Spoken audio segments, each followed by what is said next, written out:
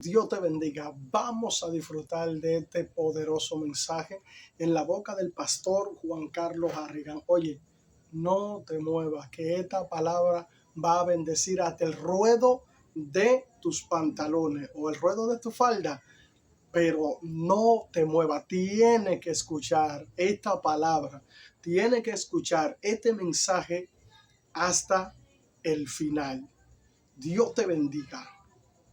Escuchemos. Diga conmigo, la gloria de Dios.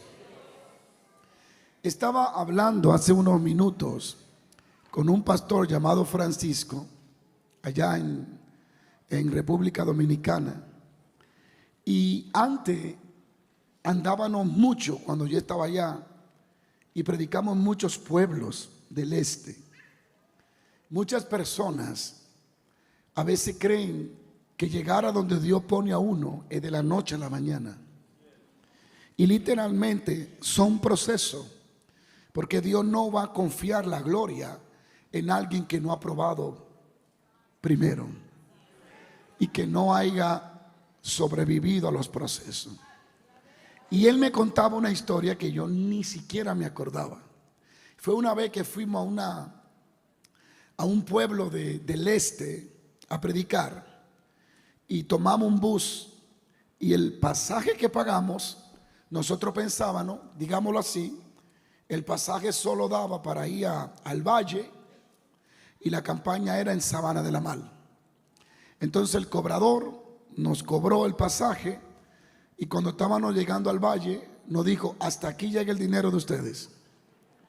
Entonces le dijimos, pero nosotros tenemos que predicar en Sabana de la Mal y no teníamos, como dicen allá, ni en qué caernos muertos. Entonces yo le dije, ¿qué hacemos ahora? Le dije al varón. Y él dijo, bueno, si Dios permitió que hasta aquí llegara el pasaje, el dinero, vamos a desmontarnos del bus porque algún propósito tendrá Dios aquí. Pero nos estaban esperando esa noche en la campaña en Sabana de la Mal. Así que estábamos apurados y decíamos, ¿qué vamos a hacer? ¿Cómo vamos a llegar si la campaña es dentro de una hora? Y estamos varados aquí en este pequeño pueblo. Pero nos tuvimos que desmontar del bus. Porque imagínate, si no estás en un problema ahí y estás en un lío. Entonces nos desmontamos y estábamos allí. ¿Qué hacemos ahora? Porque no tenemos para el pasaje. Y en eso pasa un señor que se ve cristiano. Y le preguntamos, ¿tú eres cristiano? Sí, soy diácono. Bueno, nos envolvimos con él allí. Y él nos llevó donde el pastor de aquella pequeña iglesia. No iban a predicar ahí, no teníamos nada que hacer, pero había que buscar el pasaje. Y dijimos, bueno, si Dios permitió que hasta aquí llegara el dinero que teníamos, Él tiene que tener un plan aquí. Así que cuando fuimos donde el pastor tampoco tenía dinero. Entonces ahora no sabíamos qué, porque le iban a pedir que nos regalara el pasaje. En eso llega un hermano y le secretea algo al pastor. Entonces le preguntamos qué pasó. Y el pastor dice, hay un señor que lo van a sacar de emergencia para el pueblo porque tiene una enfermedad incurable y grita todo el día y toda la noche sin poder parar del dolor. Entonces dijimos, bueno, es por eso estamos aquí entonces. Debe de ser por eso. Y fuimos a la casa y encontramos que el hombre era paralítico desde joven y estaba sufriendo una enfermedad incurable que ahora mismo yo no recuerdo. Solo sé que el hombre se estaba muriendo y gritaba que todos los vecinos lo escuchaban. Y el hombre no tenía familia, la única persona cerca de él era el pastor. Pero había mucha gente allí que lo conocían y se lamentaban y habían llamado a la ambulancia para que a ver cómo lo llevaban a un hospital. Estaba muriéndose. Y gritaba que eso daba miedo. Entonces nosotros en esa fe loca le dijimos a todo el que estaba ahí, si nosotros oramos y este hombre se sana, ustedes se convierten a Jesucristo. Y ellos dijeron, sí, si ese paralítico se para de ahí, nosotros vamos a servir a Jesucristo. Imagínate, nosotros era caminando en la fe de Dios. Hay enfermedades que vienen por lo que comemos, que vienen por el sistema digestivo, que de una forma u otra Satanás directo o indirectamente tiene algo que ver. Pero hay enfermedades que su origen son demoníacos. Esas son las que Jesús le llamaba espíritu de enfermedad. En un cuerpo de un creyente que esté pleno del Espíritu Santo no debe de morar un espíritu de enfermedad. Y si mora puede ser por falta del conocimiento de la palabra de Dios. Se supone que no debe de un demonio estar enfermándote. Porque si Cristo vive en ti, Él es la vida. Pero la falta de conocimiento hace que la gente se acostumbre a una enfermedad que no debe de estar en su cuerpo. Amén. Bueno, el punto es que cerramos los ojos y comenzamos a orar y a orar. Señor, tú lo levantas. Mira lo que estos impíos dijeron, que se van a convertir si tú lo sanas. Y comenzamos a orar y estábamos tan centrados que no nos dimos cuenta de lo que estaba pasando, pero comenzamos a escuchar el grito. Y cuando abrimos los ojos, el paralítico que estaba postrado en la cama estaba saltando y brincando que llegaba a casa al techo. Aleluya. Eso fue tremendo. Entonces le dijimos, ustedes dijeron que se iban a convertir y todos se convirtieron. Y ahí entre todos nos reunieron en el pasaje, nos montamos en el bus y nos fuimos para la próxima misión del Espíritu Santo. Qué hermoso es caminar en la fe y con Dios. Entonces hay jóvenes evangelistas que no han pasado ni la mitad del proceso que han pasado otros y quieren que le reconozcan lo que todavía no están listos para manejar. Porque la fama que tú no puedes manejar no la puedes buscar, te va a hacer daño. Así que no te desesperes, Dios tiene planes contigo. ¿Cuántos dicen amén? Diga conmigo, la gloria de Dios. Hay tanto que hablar sobre la gloria de Dios que obviamente no tendría que tomar mucho tiempo para poder hablar con plenitud sobre la gloria de Dios. Tiene mucho significado y quiero tocar uno de ellos. La palabra de Dios nos habla de su gloria, de su presencia. Y cuando Salomón fue rey, él terminó el templo que Dios le había revelado a David. Cuando el templo hubo sido acabado, hubo una celebración, una fiesta para hacer una dedicación al templo donde ellos esperaban que Dios morara en ese lugar. Y prepararon todo. La Biblia habla que hicieron un grande holocausto y estaba todo el pueblo con gozo para dedicarle a Dios el templo, la casa de Jehová. Y en Primera de Reyes, capítulo 8, versículo 9, acontece algo extraordinario. Dice, en el arca ninguna cosa había sido sino las 2 tablas de piedras que allí había puesto Moisés en Horeb, donde Jehová hizo pacto con los hijos de Israel cuando salieron de la tierra de Egipto. Y cuando los sacerdotes, escuche bien, salieron del santuario, la nube llenó la casa de Jehová. Y los sacerdotes no pudieron permanecer para ministrar por causa de la nube, porque la gloria de Jehová había llenado la casa de Jehová. Di conmigo, Jehová había llenado su casa. El arca era un cofre que había sido hecho por un artesano que había sido lleno del Espíritu Santo. Y el Espíritu Santo le había dado la sabiduría, porque Moisés había recibido los planos, el diseño de cómo iba a ser el tabernáculo y el arca. Y el arca era un cofre hermosísimo que lo cargaban los sacerdotes santificados. Usaban madera porque se cree que el arca contenía electricidad. Y se cree que cuando Usa murió fue un corrientazo que le dio el arca. Lo mató por varias razones. Entonces el arca había que cargarla en madera. No se podía entrar en contacto con la caja directamente.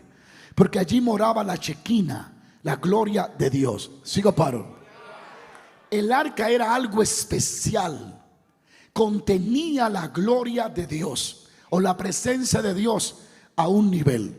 Dentro de ese cofre estaban las dos tablas de la ley de piedra partida en la mitad, un lado acá, un lado allá. Era la ley de Dios, donde decía: no adorará otros dioses, no te postrará ante ellos, no matará, no robará. Y ahí estaban los 10 mandamientos.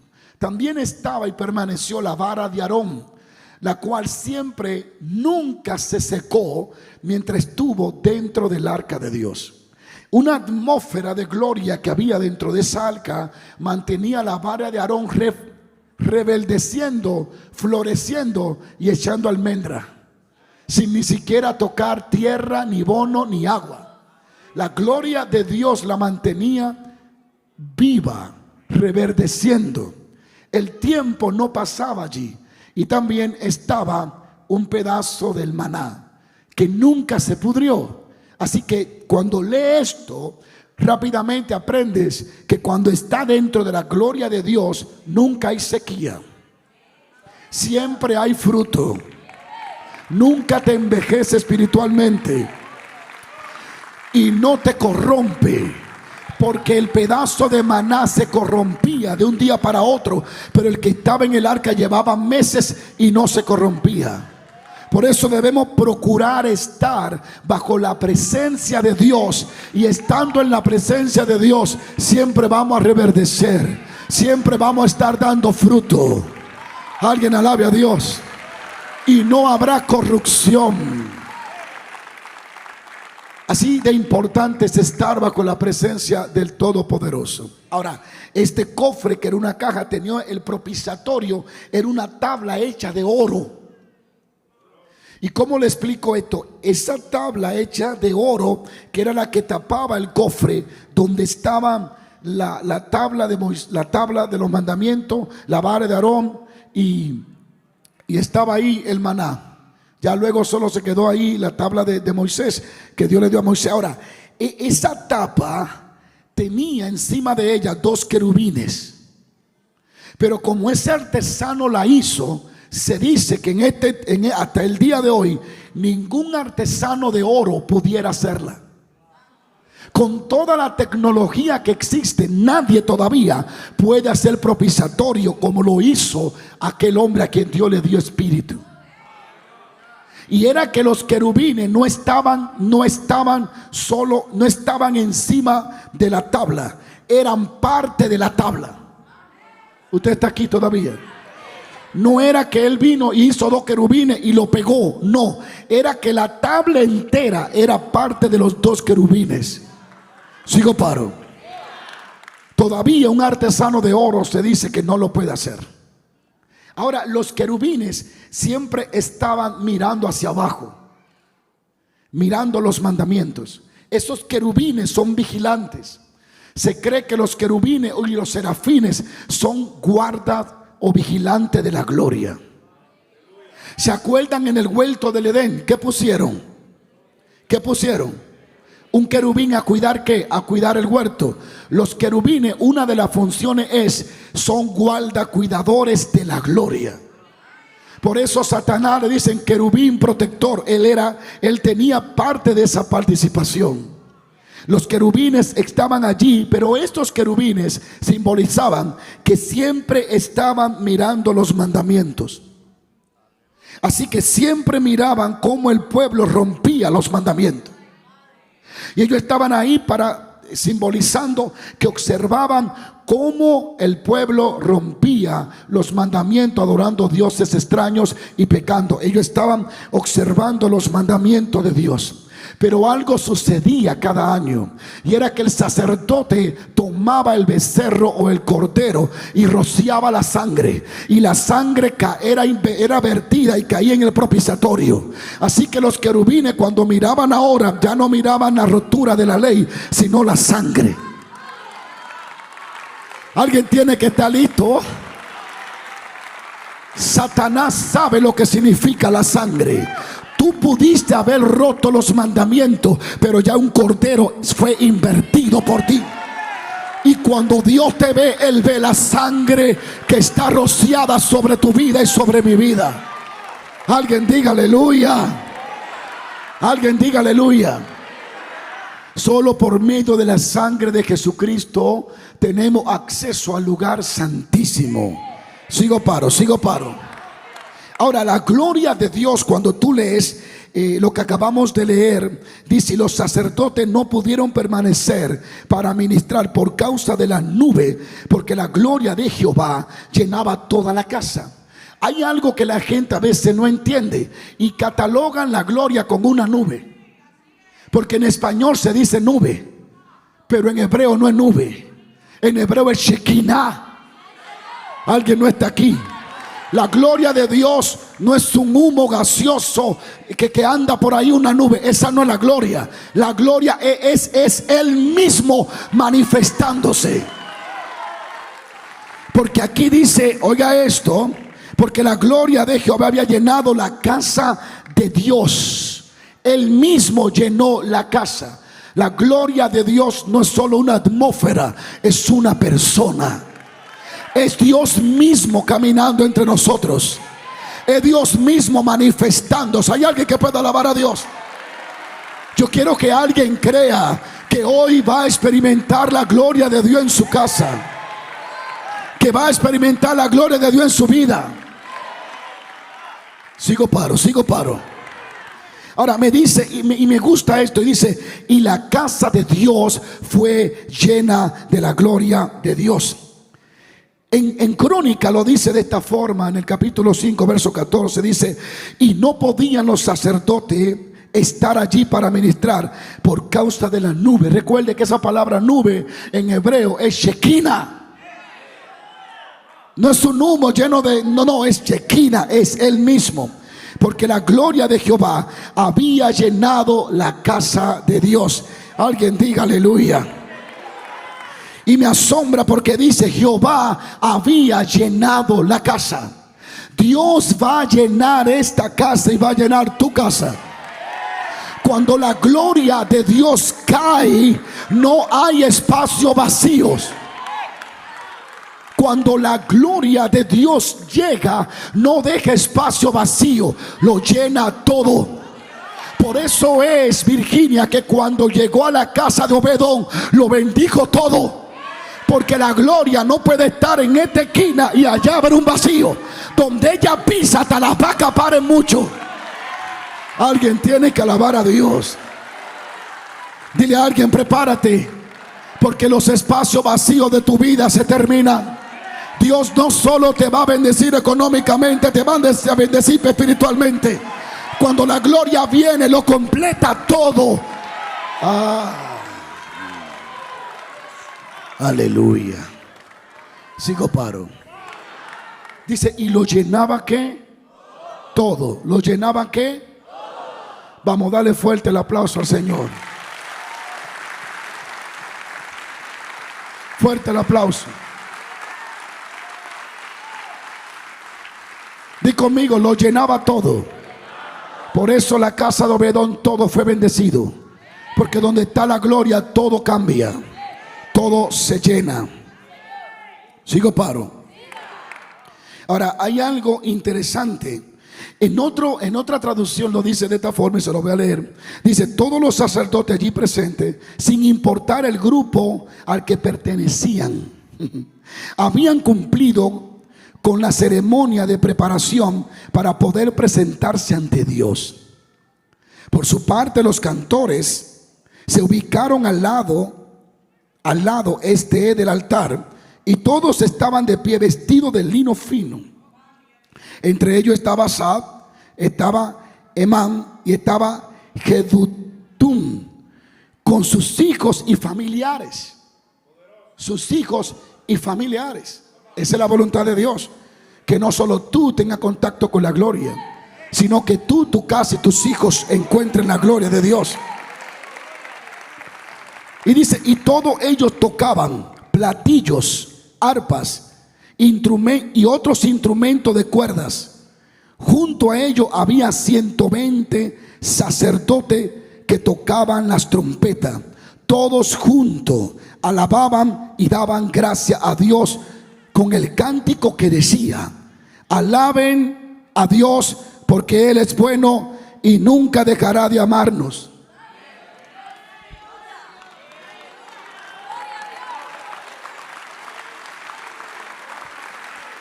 No importa lo que el diablo te llevó a hacer, Jehová nunca dejará de amarte.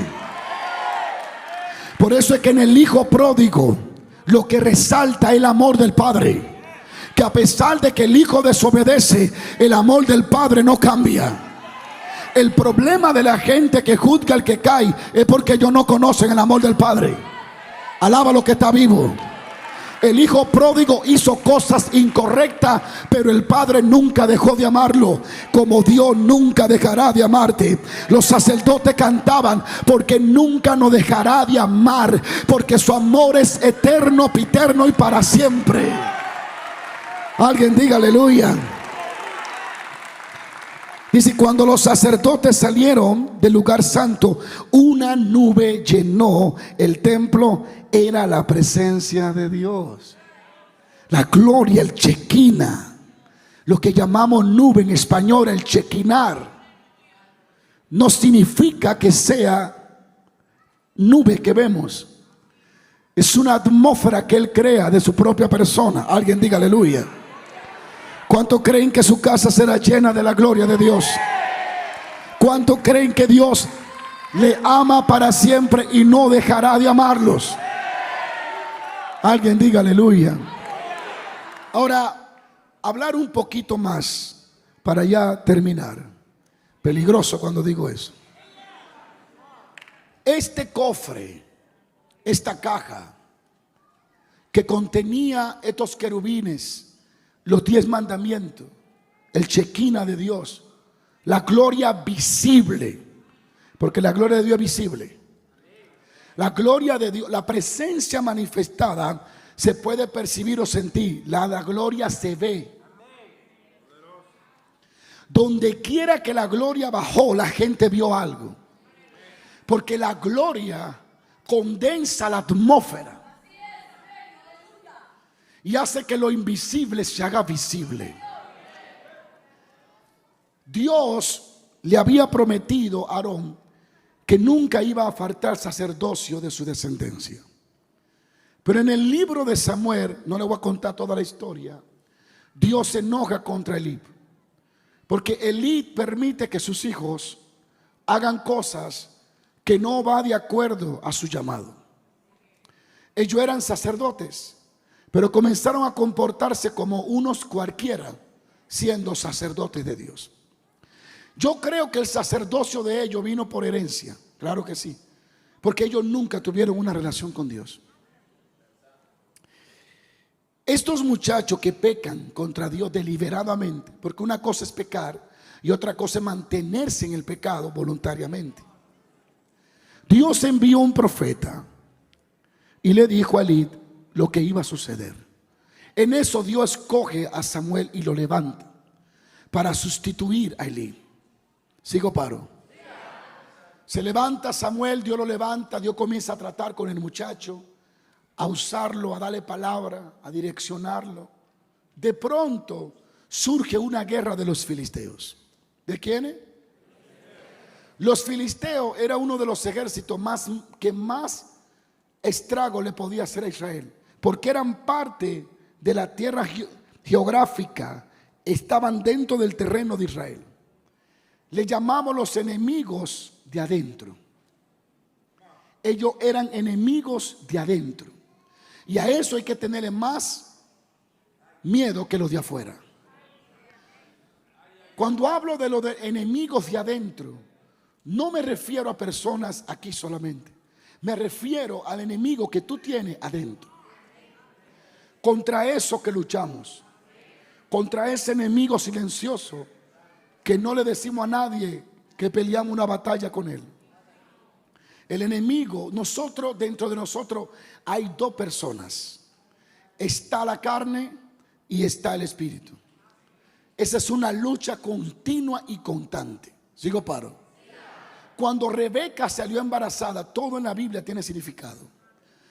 le dijeron: dentro de ti hay dos naciones, y peleaban una con la otra. Esto representa el pleito espiritual que nosotros, lo del tiempo de la gracia, iban a tener.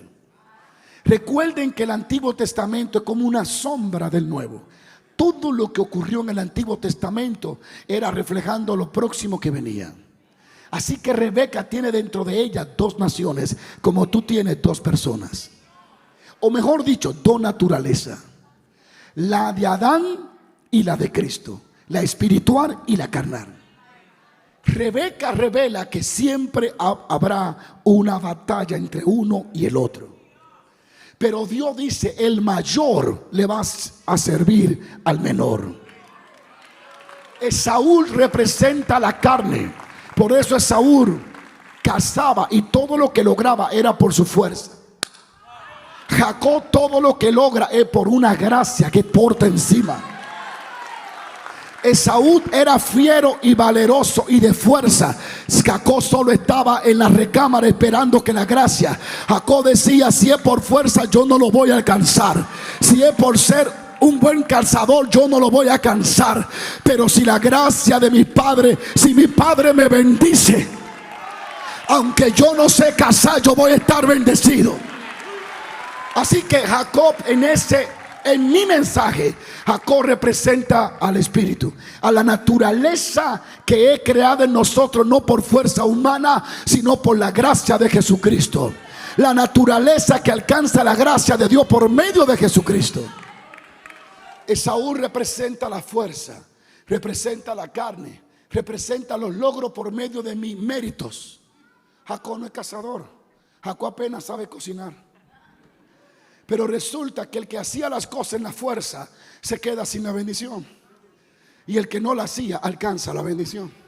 Al que Dios se le aparece no es al que buen cazador, sino al que aprende a rendirse a la voluntad de Dios. Jacob. Me perdí o estoy aquí, sigo paro. Entonces, estas dos naturalezas están peleando. Ahora bien, recuperando este tema, porque ustedes me hicieron irme por donde no era. Dios le había comunicado a Elí que iba a traer un juicio por cuanto él no obedecía a Dios, o no corregía a sus dos hijos. Bueno, como le contaba, en eso se levantan los filisteos, los enemigos de cerca, y plantan la guerra. Israel va a la batalla. Israel fue a la batalla, pero ese día murieron 4,000. Cuando eso sucede, entran en pánico, porque entienden que no están teniendo la victoria que habían esperado tener. De pronto se reúnen y dicen: pero vamos a mandar a buscar el arca, porque ellos estaban acostumbrados a que el arca lo defendiera. Todavía tenían la memoria que con el arca le dieron vuelta a Jericó y los muros se cayeron. Así que ellos dijeron: no importa cómo estemos, si traemos el amuleto va a funcionar. Y mandan a buscar el arca de Dios, que tiene que venir en los hombros de los levitas. Y quienes lo traen, ¿sabe quiénes son? Los dos hijos de Elí. Cuando el arca llega y ellos ven que llegó el cofre, que se supone que contiene el Shekinah, hicieron una bulla tan grande que la tierra tembló. Pero el problema es que solo era bulla. Solo era movimiento, pero no había presencia. A veces vemos personas que solo tienen movimiento y bulla, pero cuando tú mides sus resultados son pobres. Resultados pobres espirituales. Ellos dijeron: el arca está aquí, vamos a vencer a los filisteos. Ese día fueron a la batalla. ¿Sabe cuánto murieron? 30,000. 30,000 personas cayeron. Miles de hombres dejaron a sus esposas viudas. Miles de padres no vieron a sus hijos. Familias enteras se perdieron. 34,000 personas murieron de los hijos de Israel, con la esperanza de que la gloria de Dios lo iba a defender. y la gloria de Dios no lo defendió. No podemos ignorar los preceptos del Dios vivo y creer que porque estamos en la gracia podemos hacer lo que queramos y seguir creyendo que tendremos el respaldo de Dios. Debemos de tener mucho cuidado. No digo que no pueda cometer errores, lo vas a hacer. El punto es qué corazón tiene para ir y pedirle perdón a Dios. ¿Por qué perdieron la batalla? Mira lo que dice 1 Samuel 4:10. Pelearon pues los filisteos e Israel fue vencido. Donde Dios no es obedecido, tú serás derrotado. Lo que garantiza la victoria para ti, la prosperidad para tu negocio, es que Dios sea obedecido. A su nombre. A su nombre. Donde Dios es desobedecido, la victoria, la derrota será parte de tu vida. Donde Dios, en la casa que Dios ha desobedecido, la miseria va a reinar, la enfermedad va a vivir, el estancamiento será parte de la vida de aquellos que no obedecen a Dios. Fueron vencidos y huyeron cada cual a sus tiendas, y fue hecha muy grande mortandad, pues cayeron 30,000 hombres de pie, y el arca de Dios fue tomada, y muertos los dos hijos de Eli, Ofni y Finis. Gran estrago sufrió Israel. 2 sacerdotes murieron. 30,000 hombres cayeron muertos. Solo imagínese 30,000 personas en esa calle muerta.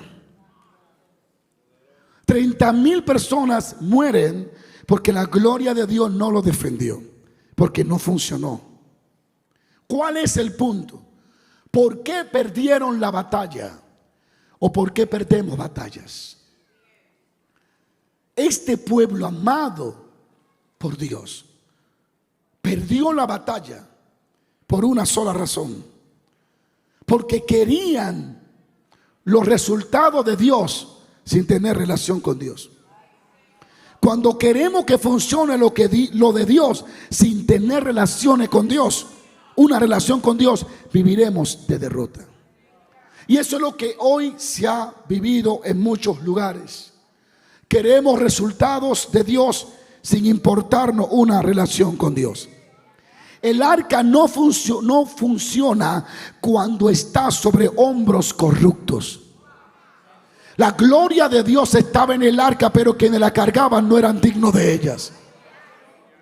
Los que llevaron el arca fueron 2 personas que no temían a Dios, ni tampoco le conocían. El arca de Dios no funciona cuando los hombros que la cargan no le obedecen. Sigo paro. Envió al pueblo a Silo y trajeron de ella el arca del pacto de Jehová de los ejércitos, que moraba entre los querubines, y los 2 hijos de Eli fueron que la trajeron. La gloria de Dios no funciona si los hombros que la cargan no le obedecen. La gloria de Dios no se manifiesta donde no se tiene conocimiento de Dios. Ya estoy terminando para dejarlo ir.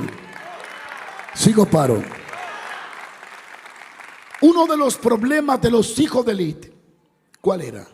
Aparte de que se habían corrompido, es que estos 2 hombres jamás buscaron conocer a Dios. Carecían del conocimiento. Hoy tú tienes y yo tengo la Biblia. Tenemos la oportunidad de tener o adquirir conocimiento a través de las Escrituras. Solo donde Dios es conocido, donde Él es manifestado.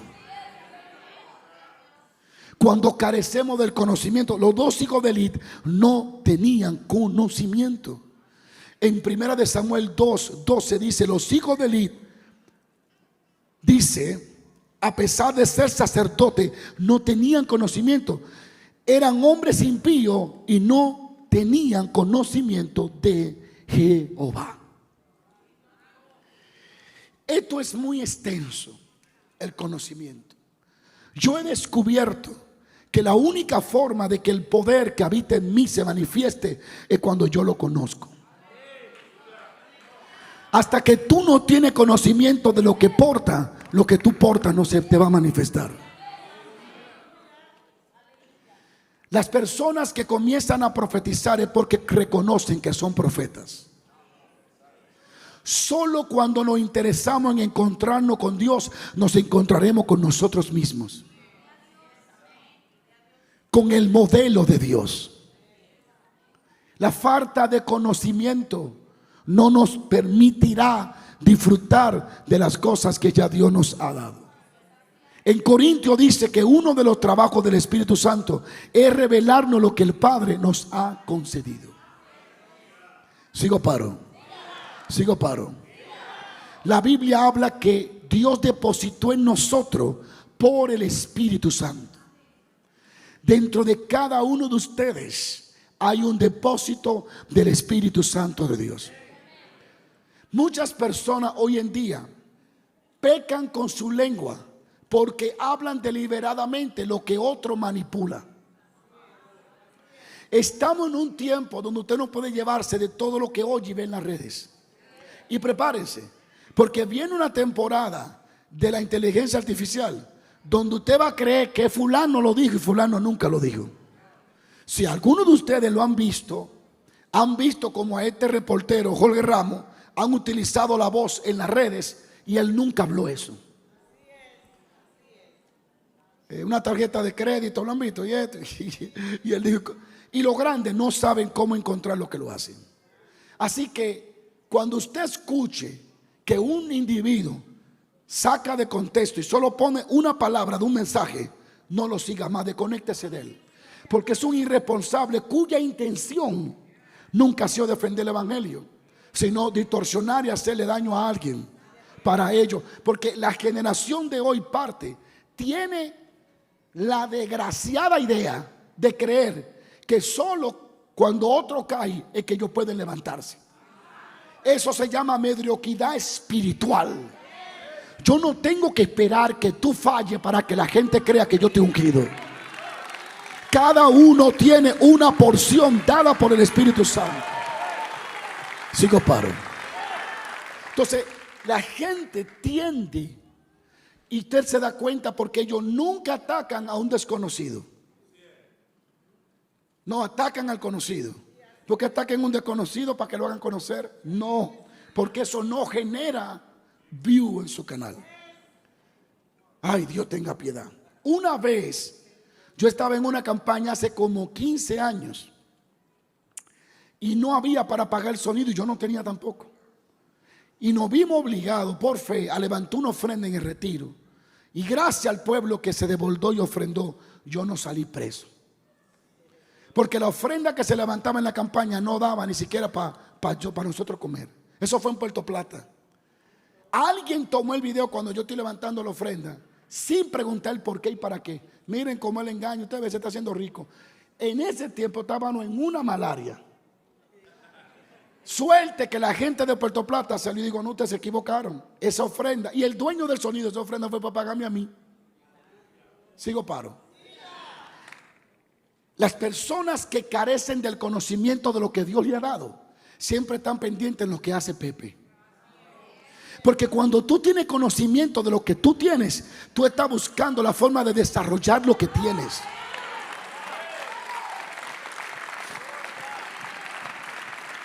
Si yo tomo mis redes para solo hablar mal de alguien es porque carezco de palabra.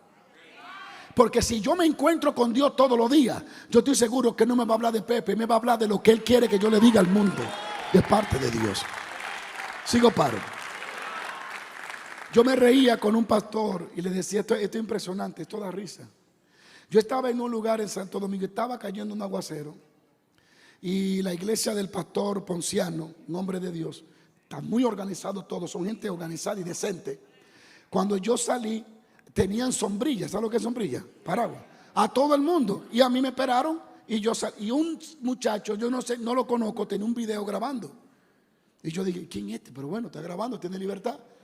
Ah, no, miren cómo a Harry ahora le ponen una sombrilla y los guardaespaldas. ¿Qué guardaespaldas? Eran hermanos que iban para dentro del culto. Pero la gente que no está en contacto con Dios agarra el video y dice, ¿tú ves cómo está Harry? ¿Por qué? Entonces, nunca defina a un predicador porque le hicieron un corte de video. Porque usted puede estar pecando contra Dios. Y después usted se pregunta, pero ¿y por qué yo no crezco? ¿Cuál es el estancamiento? ¿Qué me pasa? Porque tú vives apoyando cosas que otros utilizan para dañar la imagen de la gente. ¿Y sabe por qué lo menciono? Para que le dé vergüenza al que lo hizo. Y para que el que lo mire le diga, oye, ¿por qué tú no dijiste la verdad? Yo nunca voy a hablar mal de un hombre si yo no conozco la historia correcta. Alguien puede alabar a Dios. Mire, una vez, ¿y sabe cuándo yo aprendí eso? ¿Sabe cuándo yo lo aprendí? Yo ni me había casado. Yo era rajatabla. Y yo no creía en arito. De una mujer arito no se tiene el diablo. Gracias a Dios que me liberó de esa ignorancia. Que es una ignorancia. Que hoy mismo leí yo en Ezequiel que Dios le dice a Israel, te pondré arito aquí. Y te pondré arito. Y te voy a embellecer. Yo digo, Dios mío, ¿y dónde está lo que hablan de eso? ¿Por qué no lo leí? Mire, yo vi una señora muy bien vestida que tenía dos aritos grandes. Yo era rajatabla. Y yo le iba a reprender. Y cuando le iba a reprender, gracias a Dios que yo vi a tiempo, pues si no iba a pasar una vergüenza. La mujer tenía dos hoyos en la oreja grande por una enfermedad y con los dos aritos era que se lo tapaba. Ya yo le estaba juzgando y mandándola para el diablo, cuando ella lo que estaba era tratando de tapar lo que la enfermedad. Yo voy a volver aquí para que no se enojen conmigo. A su nombre.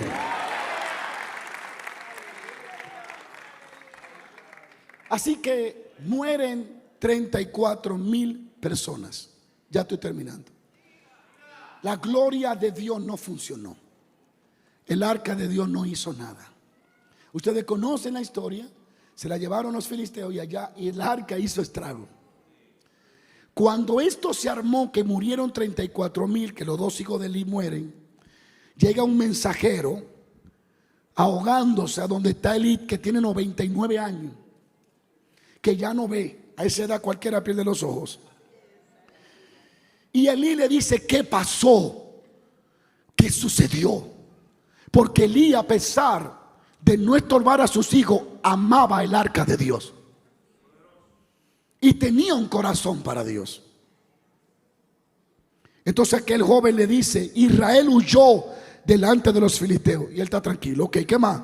Y también fue hecho gran mortandad en el pueblo. Y él tranquilo. Y también tus dos hijos murieron. Fueron muertos. Y él está tranquilo. Y dice, y el arca de Dios ha sido tomada. Y aconteció que cuando él hizo mención del arca de Dios, Elí cayó hacia atrás y se descoyuntó y murió. Sigo paro. Él pudo sentir tristeza de sus hijos, pero sintió temor cuando le dijeron que el arca había sido tomada. Allí tú te das cuenta que a pesar de su error, amaba el arca de Dios. No se resaltó por los dos hijos que murieron, sino porque el arca había sido tomada. Y este mensajero le dio 3 mensajes. Número 1, le dijo, la batalla se perdió. Murieron 34,000. Número 2, tus 2 hijos han muerto. Y número 3, el arca de Dios ha sido tomada. Cuando él escuchó que el arca de Dios, el cofre de gloria, había sido tomado, saltó hacia atrás del impacto y murió. Porque la gloria de Dios había sido removida. Pero esto no se queda allí. Una de la esposa de uno de los hijos de Eli estaba encinta, para embarazada, a punto de dar a luz. Y cuando escuchó, se lo voy a leer. Y cuando ella escuchó, dice, ella no le respondió ni le hizo caso, solo tuvo tiempo de ponerle a su hijo el nombre de Icabod. Y alcanzó a decir solo eso: Israel ha perdido el cofre, Dios nos ha abandonado, y murió. Ella amaba la gloria también. Ella le dicen, se murió tu marido, se queda igual. Pero cuando le dicen, el arca fue quitada, ella murió y dijo, Dios nos ha abandonado. Qué terror y qué miedo se empodera de nosotros cuando sentimos que Dios nos ha abandonado. Estoy predicando al paso, sigo paro. Y allí es que nace el nombre Icabod.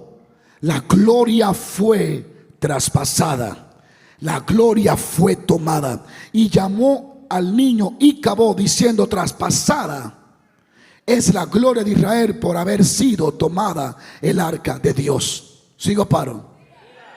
Icabod, la gloria de Dios fue quitada de Israel.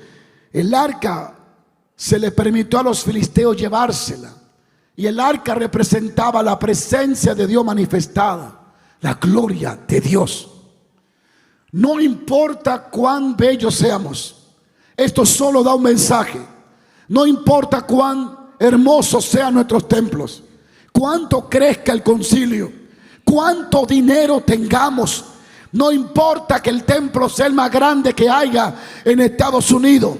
Si la gloria abandona el templo, ese templo no sirve. No importa cuántos millones de dólares tengamos acumulados, si la gloria abandona nuestras vidas, los millones no sirven para nada. Sigo paro. Y ya estoy terminando. No se puede vivir sin la presencia de Dios. No se puede vivir sin la gloria del Espíritu Santo. No se puede vivir sin el toque fresco del Espíritu Santo. Es preferible que se pierda el empleo, que se pierda el trapo de residencia, que se queme el pasaporte, que se pierda la casa, que se pierda el crédito, pero que no nos abandone Dios. Alguien diga aleluya. Que Dios no nos abandone. Que nos abandone el coro, que nos abandone el amigo, que nos abandonen las redes, que cierren los canales, que desbaraten nuestro nombre. Pero si el arca está sobre mis hombros, donde quiera que yo pise, habrá vida, habrá nuevo comienzo. Sigo paro, sigo paro. No puedes vivir sin la gloria. Esta mujer muere y lo único que alcanzó a decir no fue cuiden mi niño, sino la gloria de Dios ha sido traspasada. Dios nos ha abandonado. El éxito financiero no es evidencia de que la gloria está contigo. Sigo paro. El tener una iglesia grande no significa que la gloria está contigo. Sigo paro. A su nombre.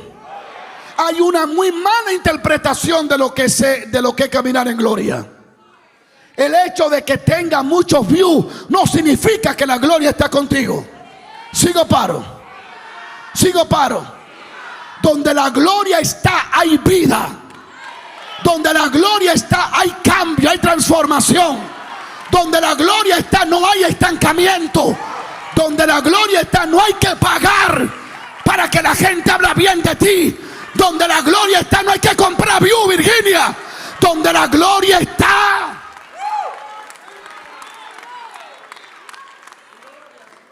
la gente piensa que en las multitudes que está el éxito.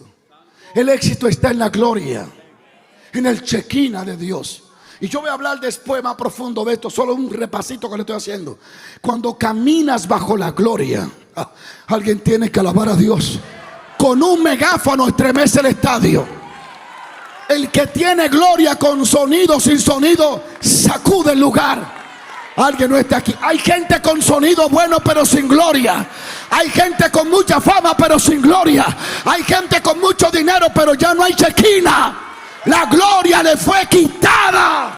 Poderosa palabra. Si este mensaje ha bendecido tu vida, pues compártelo para que otros sean bendecidos. Shalom, shalom.